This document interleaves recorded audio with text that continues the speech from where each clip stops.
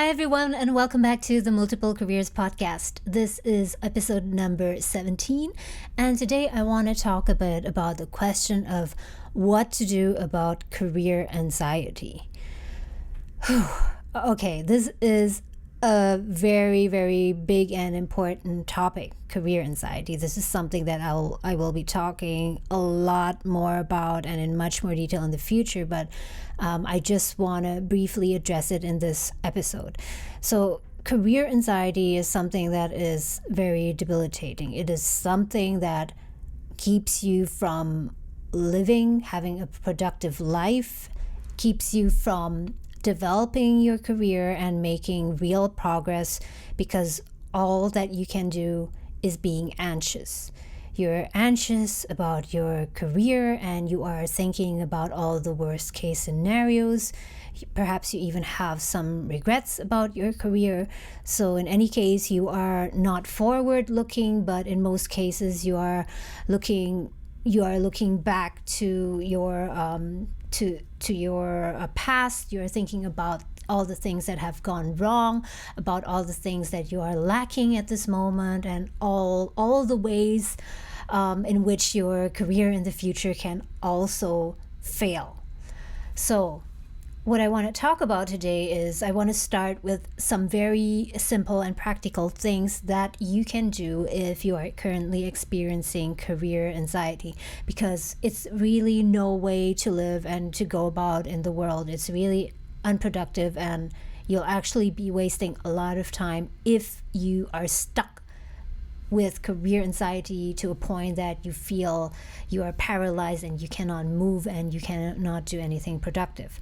So there are two basic things that I think that you need to do to kind of get a hold on this career anxiety and to tackle it, at least to lessen the impact of it, right? So the first one is that you need to lengthen your time frame in terms of possibilities. And this is what I mean. One reason that I think that many people have career anxiety is because they think that at this point in their life, in their career, at this age, they should have already achieved A, B, and C. They should have already been at this stage. You think that, okay, compared to maybe this person, this relative or acquaintance or this colleague, I'm so far behind. I feel like I'm not where I should be. Compared to all these other people, I haven't achieved as much. I'm not as skilled yet. I'm not as experienced yet. I haven't been promoted yet. My salary is not that big yet. There are so many things that I am still lacking and I'm still behind. But at the same time, there are perhaps also so many things that you want to do in your life. Perhaps you're not even that happy at your current job and not that happy in your current career, but you feel like, okay, I just need to stick to it and at least make some progress with the career that I'm pursuing right now. So you're kind of trying to make it work, but at the same time, you can't really concentrate on that either, because you know deep down inside that this is not what you want to do. You want to do something else. So all these feelings kind of mix up, and that can result in tremendous anxiety.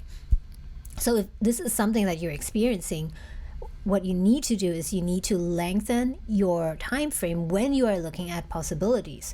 So this is what I mean. If you only look at a very limited time frame, if you look at your life and your career in terms of the next month or perhaps even the next half year or 1 year, it seems like there's not enough time for anything. It feels like, okay, I don't have any time. I'm late with everything. I'm behind with everything. I have to rush. I have to speed up. I have to catch up, right? So if you're thinking that, what you have to do instead is you have to lengthen the time frame that you look at, and you have to realize that actually you still have a lot of time left in your life. And one fact that I want to give you is you might have heard about this in one of my other videos or podcasts, is about the fact that if you are a millennial or a Gen Zer right now, you have a very high chance of reaching the age of 100. So if you are now 20 years old, you're likely to live for another 80 years. If you're 30 years right now, you're likely to live for another 70 years. And the likelihood is actually 50%. So based on statistics.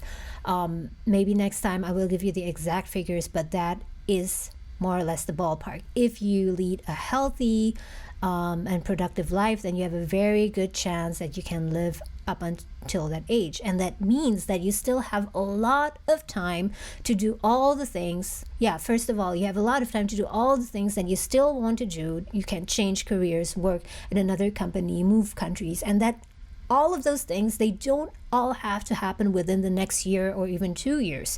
They could possibly happen in 5 years or in 10 years. Life is long enough to do all of these different things. There is enough time if you plan well for it. So that can help with the anxiety that, okay, there's not enough time. I have to catch up. I have to hurry up.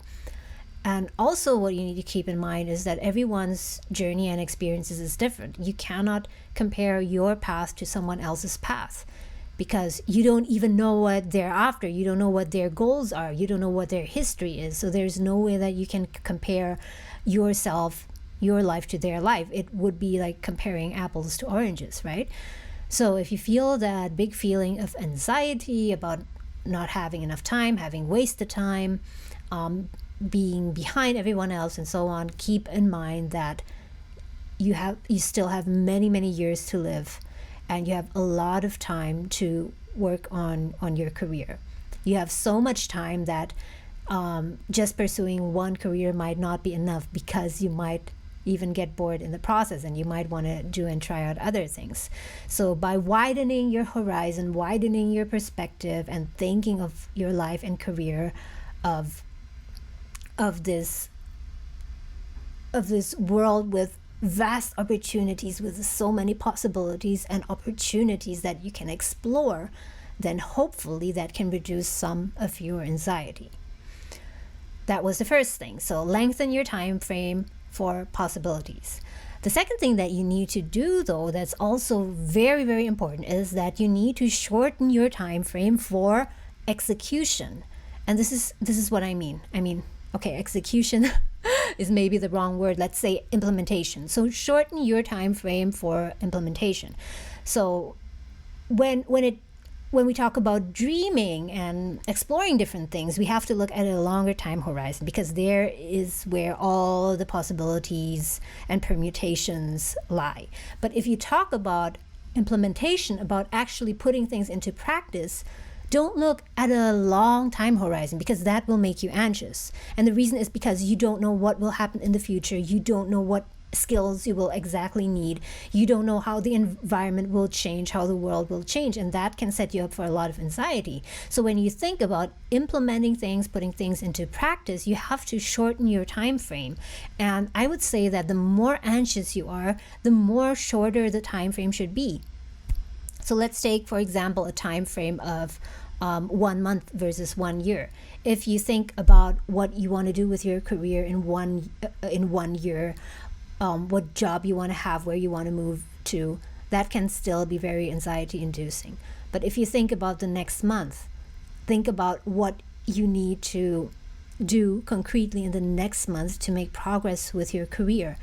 I think that can potentially reduce the anxiety, because you have to drill down the steps. You have to break down the steps to things that are much more concrete and doable. For example, within the next month, you list down what you need to do is come up with a list of all the companies that you want to work for, and list down all the ads that you want to apply for.